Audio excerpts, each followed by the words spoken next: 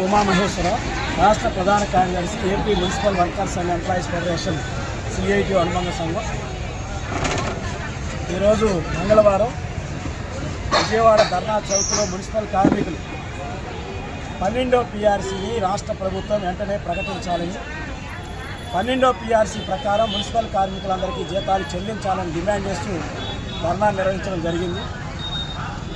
11వ PRC కాలం ముగిసి 2 ఏళ్లు దాటిపోయింది.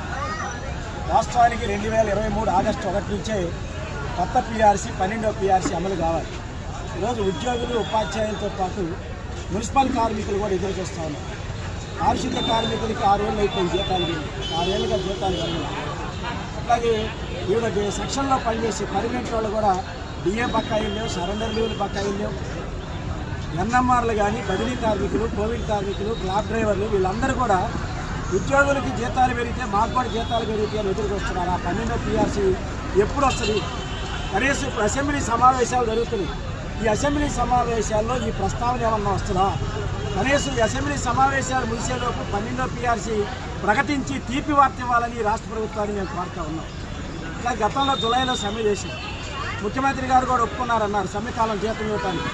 ఇంతవరకు సమ్మెకాలం జీతం ఇవ్వలేదు. ఇంజనీరింగ్ కార్మికులు పెరిగిన జీతాలు ఇప్పటికీ విజయవాడలో 3 నెలలు అయిపోతున్నాయి, ఇంతవరకు అమలు